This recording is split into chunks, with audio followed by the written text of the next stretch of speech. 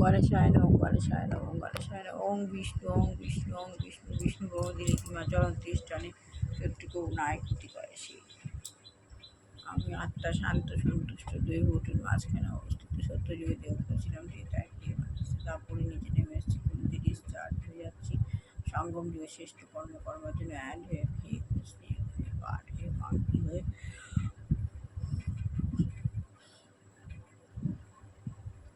উপরে উঠছি উপরে উঠছি উপরে উঠছি উপরে উঠে অর্ধ শাখা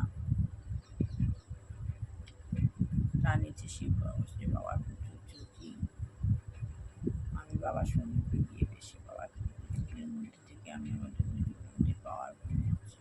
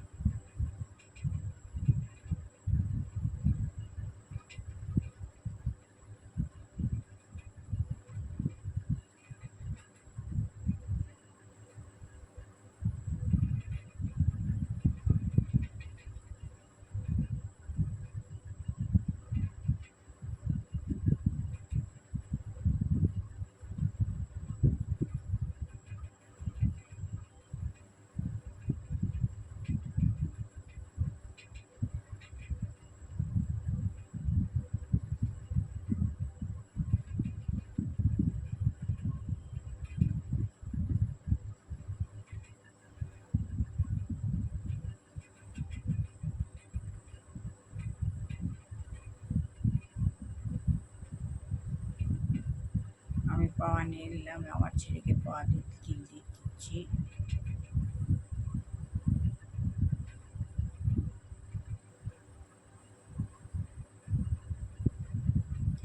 আমি আমার হাজবেন্ডকে পাওয়া দিচ্ছি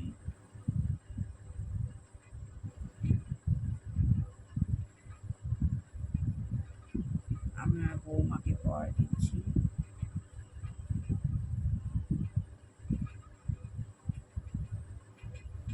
বিশ্বগ্লোবের উপর পাওয়া দিচ্ছি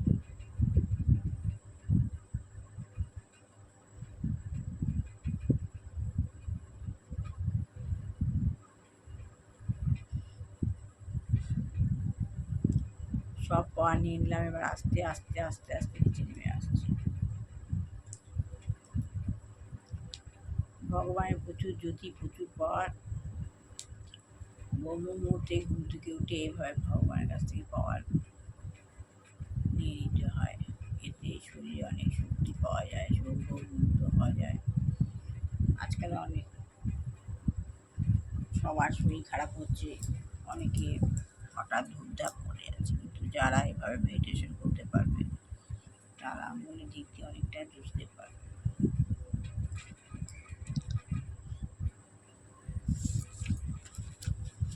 এটা হলো মেডিটেশনের পদ্ধতি সেগুলো যেগুলো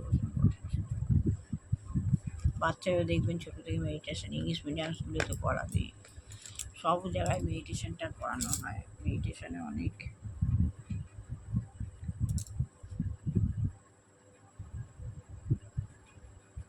পাওয়ার আছে খালি কথাটা হচ্ছে না অম্বুবাচী চলছে বলে আজ 26 তারিখ অম্বুবাচীর লাস্ট দিন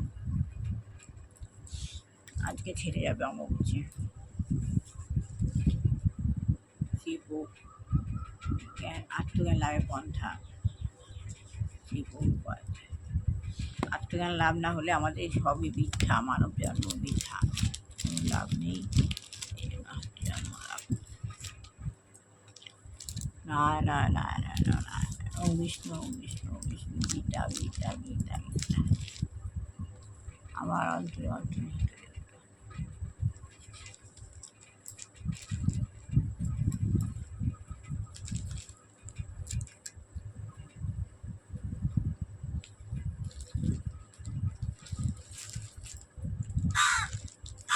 সাই বাবা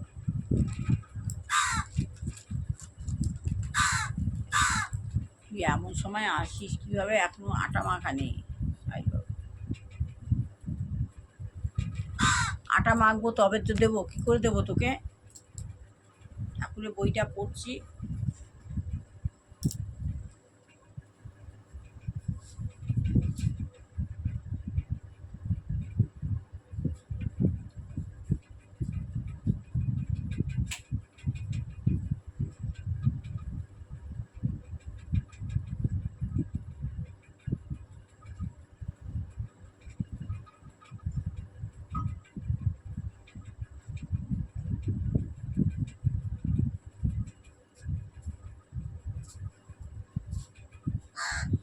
চুপ চুপ চুপ।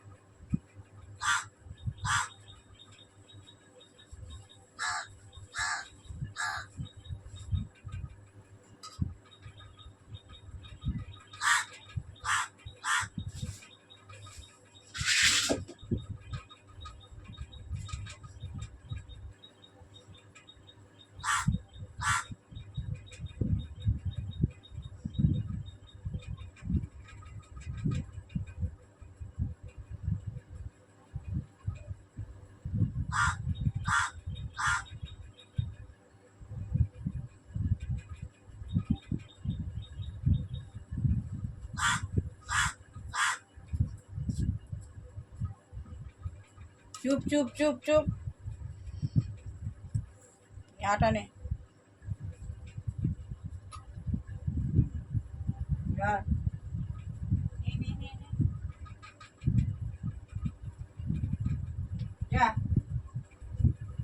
আবার কাল দেবো।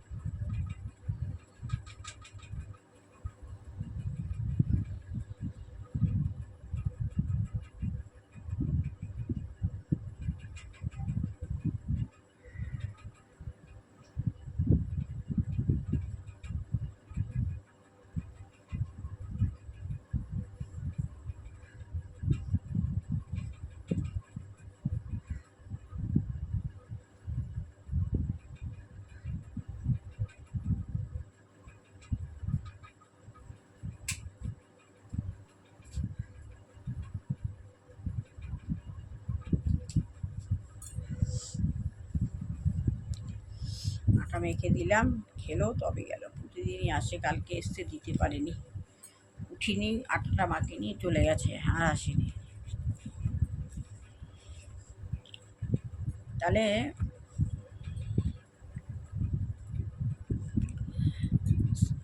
প্রফেসর কনফুস কি বলেছিলেন? হ্যাঁ, আপনি হয়তো জানেন যে বেদের আর এক নাম শ্রুতি। তখন প্রফেসর কনফুস কি বলছেন? হ্যাঁ, শ্রী প্রভুপাদ বলছেন তার উত্তরে একটা সংস্কৃত শ্লোক, শ্রুতি স্মৃতি পুরাণাদি পঞ্চরাত্র বীরিং বিনা ঐকান্তিকী হরে ভক্তির উৎপাতৈব করতে। এটা হচ্ছে সংস্কৃত শ্লোক। এর অর্থ হচ্ছে, অথবা যে মতবাদী গ্রহণ করি না কেন তা শ্রুতি স্মৃতি পঞ্চরাত্রের প্রমাণ দ্বারা সমর্থিত না হয়, তবে আমরা তা গ্রহণ করতে পারি না। এই সমস্ত শাস্ত্র প্রমাণের দ্বারা প্রমাণিত না হলে তা উৎপাতের সৃষ্টি করে। বলছে আমরা যে মতবাদী গ্রহণ করি না কেন তা শ্রুতি হোক, শ্রুতি মানে শুনে শুনে মনে রাখা, তারপর স্মৃতি, স্মৃতি মানে মনে রাখা, পঞ্চরাত্রে প্রমাণ দ্বারা সমর্থিত না হয়, তবে আমরা তা গ্রহণ করতে পারি না। আমরা তা গ্রহণ করতে পারি না। এই সমস্ত শাস্ত্র প্রমাণের দ্বারা, এ সমস্ত যে শাস্ত্র প্রমাণের দ্বারা প্রমাণিত না হলে তা কী করে? এই সমস্ত শাস্ত্র প্রমাণ যদি প্রমাণিত করতে না পারে তা হয় কি? উৎপাতের সৃষ্টি করে। প্রফেসর কনফুস বলছেন, আচ্ছা, বেদে যা বলা হয়েছে তারা সত্যতা তার সত্যতা তো বৈজ্ঞানিক উপায়েও প্রমাণ করা যায়। বেদে যা বলা হয়েছে তা সত্য কি মিথ্যা তা বৈজ্ঞানিক উপায় দ্বারা প্রমাণ করা যায়। যেমন ধরুন, বর্তমান জগতে অনেক বৈজ্ঞানিক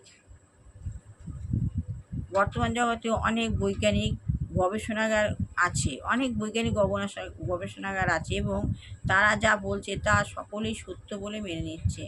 সেই গবেষণাগার যা বলছে সবাই তা সত্য বলে মেনে নিচ্ছে। মনে করুন আপনার একটা বৈজ্ঞানিক গবেষণাগার আছে। এই বৈজ্ঞানিক গবেষণাগার যদি বলে এটি ভালো নয়, ওই গবেষণাগার যদি বলছে যে এটা ভালো নয়, তবে জনসাধারণ মেনে নেবে, হ্যাঁ এটি সত্যি, হ্যাঁ এটা সত্যি। যেহেতু এই বৈজ্ঞানিক কথা বলেছেন তা সত্যি না হয়ে পারে না, যেহেতু বৈজ্ঞানিক কথা বলেছে তা সত্যি না হয়ে পারে না। শ্রী প্রভুপাদ বলছেন, তেমনই বেদে যা বলা হয়েছে আচার্যরা তা অভ্রান্ত বলে মেনে নিয়েছেন। বেদে যা বলা হয়েছে আচার্যরা তা অভ্রান্ত, ভুল ভেবে মেনে নিয়েছেন। ভারতবর্ষ আচার্যদের দ্বারা পরিচালিত। রামানুজাচার্য, মধ্বাচার্য, শঙ্করাচার্য প্রমুখ আচার্যরা বেদকে অভ্রান্ত বলে মেনে নিয়েছেন। সবাই বেদকে অভ্রান্ত বলে মেনে নিয়েছে, বেদ ভুল। এবং যারা তাদের অনুসরণ করেছেন এবং যারা এইসব আচার্যরা বেদকে অভ্রান্ত বলেছে, এই আচার্যদের আবার যারা অনুসরণ করেছেন তারাও তা সমর্থন করেছেন। এতে লাভটা হচ্ছে এই যে আমাকে গোময়ের পবিত্রতা অপবিত্রতা নিয়ে মাথা ঘামাতে হচ্ছে না। গোময় মানে গোমূত্র, পবিত্র জিনিস তো বলছে এ নিয়ে আমাদের গোময়ের পবিত্রতা অপবিত্রতা নিয়ে মাথা ঘামাতে হচ্ছে না। তারা যা বলছেন আমরা সেটা মেনে নিচ্ছি। বেদে যখন বলা হয়েছে তা পবিত্র, বেদে যখন একবার বলা হয়েছে তা পবিত্র, তখন সকলেই তাকে পবিত্র বলে গ্রহণ করে নিচ্ছে। ব্রাহ্মণরা একবার যখন বলেছে যে গোমূত্র পবিত্র, তাই গ্রহণ করে নিচ্ছে মানুষ। এই শ্রুতি প্রমাণকরণ করার ফলে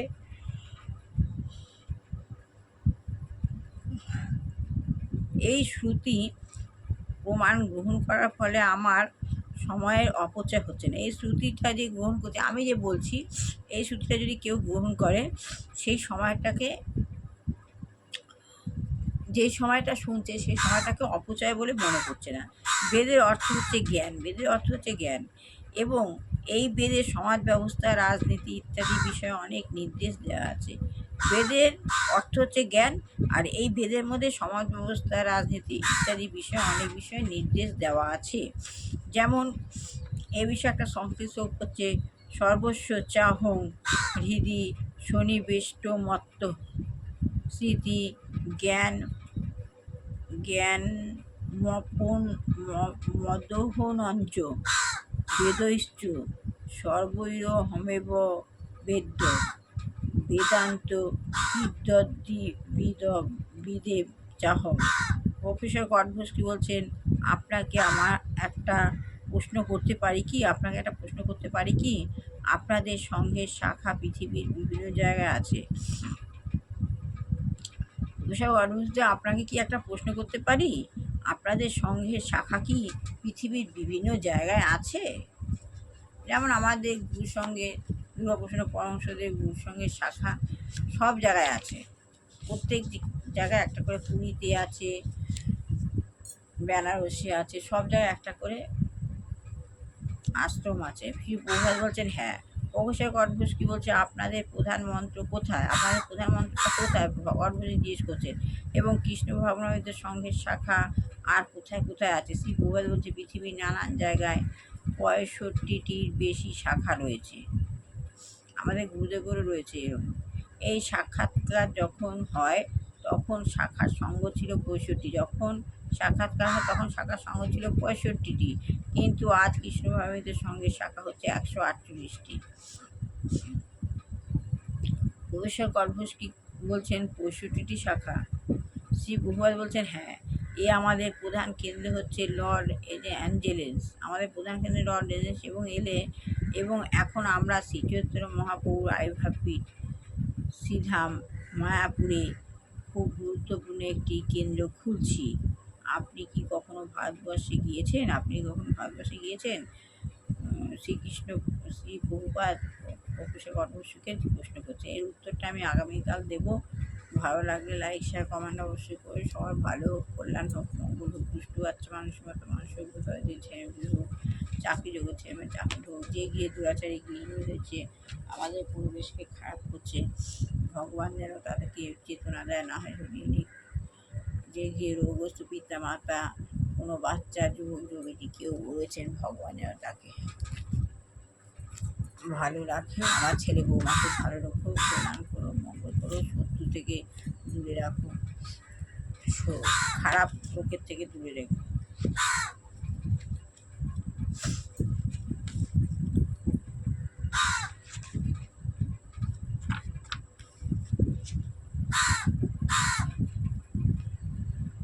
তাহলে এই সমস্ত ভগবানের নাম গানে অনেক গুরুত্ব আছে।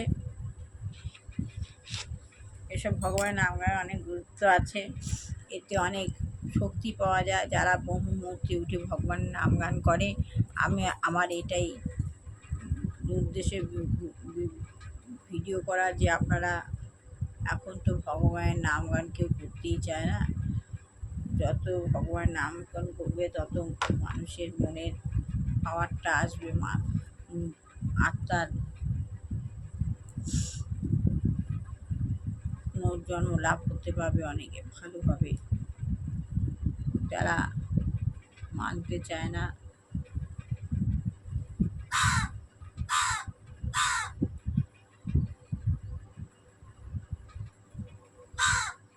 তাহলে এই বিষয়ে আমি একটা গল্প বলবো যে জনক রাজার গুরুলাভ।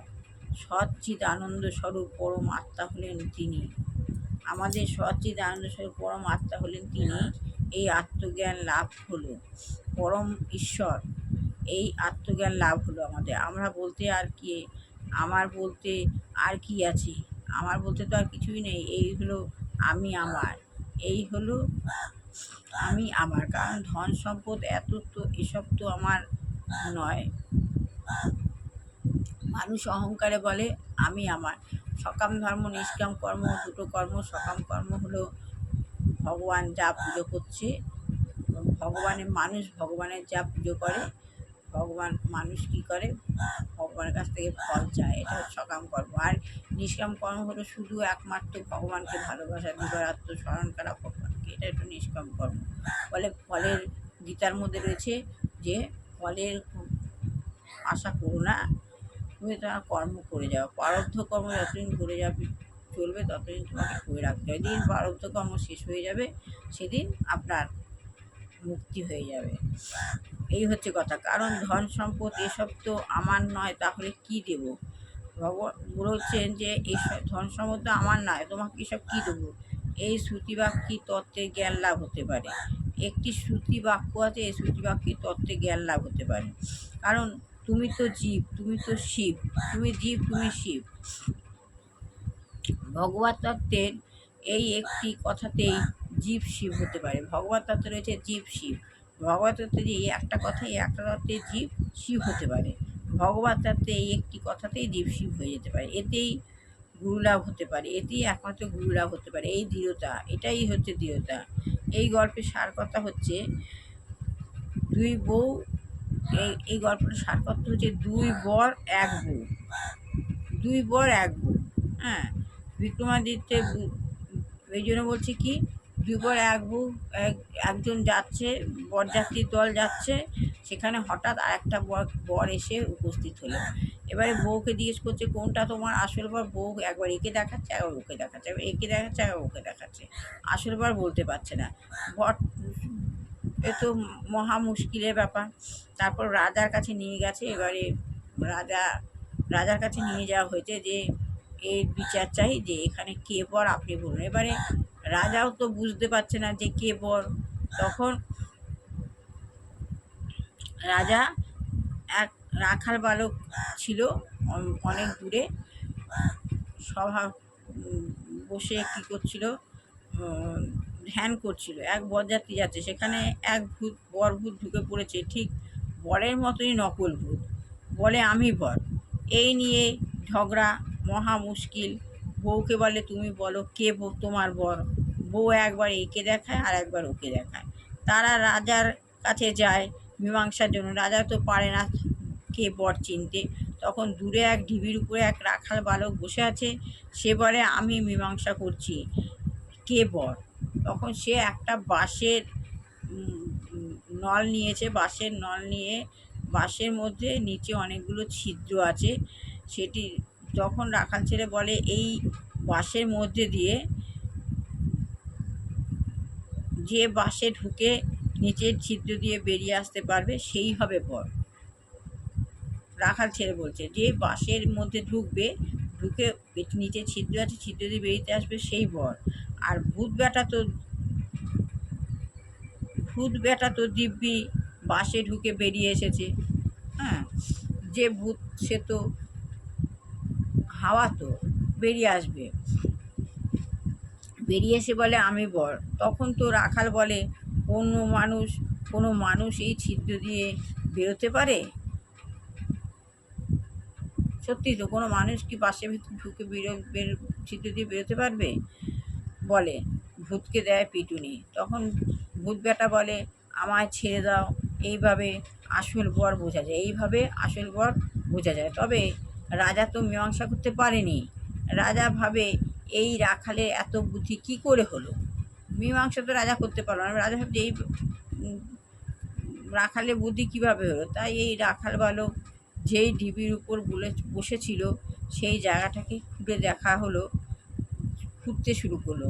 ঘুরতে দেখা গেল ওখানে বুদ্ধিমান রাজার সিংহাসন পাওয়া গেছে। বুদ্ধিমান রাজা বিক্রমাদিত্যের সিংহাসন পাওয়া গেছে। তাই প্রভাতে রাখাল গিয়ে ওই ঢিবির উপর প্রতিদিন ধ্যান করতে বসতো। তো তাই রাখালের বুদ্ধি হয়েছে ওই বিক্রমাদিত্যের মতো। এই সার কথা হচ্ছে, তাই সংসারে থাকতে হবে। তুমি যেই সংসারে থাকবে সেই সংসারে আদর্শ মানুষ হতে হলে তুমি যদি সংসারে প্রত্যেক মানুষে একজন আদর্শ মানুষ থাকে, তো প্রত্যেক মানুষে ঠাকুমা বা কারোর কাকিমা, প্রত্যেক সংসারে একজন করে আদর্শমান মানুষ থাকতে হয়। তাকে অনুসরণ করে তার বুদ্ধি দ্বারা সংসারটা চলে। ঠিক এখানে তাই সংসারে থাকতে হবে, আদর্শ মানুষ হতে হবে। সংসারে তুমি যদি থাকতে হও তাহলে আদর্শ মানুষ হতে হবে। এই আদর্শ মানুষ যদি তুমি হতে হও, আদর্শ মানুষ হতে হবে, বুদ্ধি হবে বিক্রমাদিত্যের মতো, আর শক্তি হবে চাষার মতো। এই হলো গল্পের সার কথা। তাহলে ঠিক ভগবানের নাম করতে গেলে ভগবানের সঙ্গে তুমি যদি সংযোগ স্পর্শ করো, প্রতিদিন সংযোগ সাধন করো, ভগবান তোমাকে বুদ্ধি দেবে, শক্তি দেবে, পাওয়ার দেবে। এই বুদ্ধি শক্তি পাওয়ার করে যদি বুদ্ধিভাবে চলা যায়, তাহলে আমরা অনেক স্ট্রাগল নিজেদেরকে অনেক বিষয়ে সেভ করতে পারবো, বা সংসার সবাইকে নিজেও পাওয়ার পাবো এবং সংসার সবাইকে পাওয়ার দিতে পারবো। এই বলে আর শেষ করলাম। ভালো লাগলে লাইক শেয়ার কমেন্ট অবশ্যই করবেন। আপনারা যত পারুন মন্থন করুন, যত নাম গান ভগবানের হবে সেখানে শক্তি আছে। যখন তখন মানুষ মরেও যাবে না, সাফোকেশন কষ্ট পাবে না, নিজেকে নিজে ধরতে পারবে।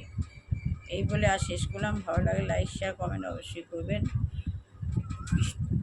কালী কথা হচ্ছে না, অমাবস্যা চলছে বলে মনটা ওই জন্য ভালো লাগছে না। ভগবানের নাম, ঠাকুরের গান শুনতে পাচ্ছি না, মা কালীর গান শুনতে পাচ্ছি না, কালী কথা শুনতে পাচ্ছি না। আজকের দিনটা লাস্ট দিন, দেখেছি কালকে থেকে হয় কি না। আজকের মতো শেষ করলাম। ভালো লাগলে লাইক শেয়ার কমেন্ট অবশ্যই করবেন। আমার ছেলে বৌমাকে ভালো রাখবেন, শত্রু দমন করবেন, খারাপ লোকের থেকে দূরে রাখবেন। এই বলে শেষ করলাম।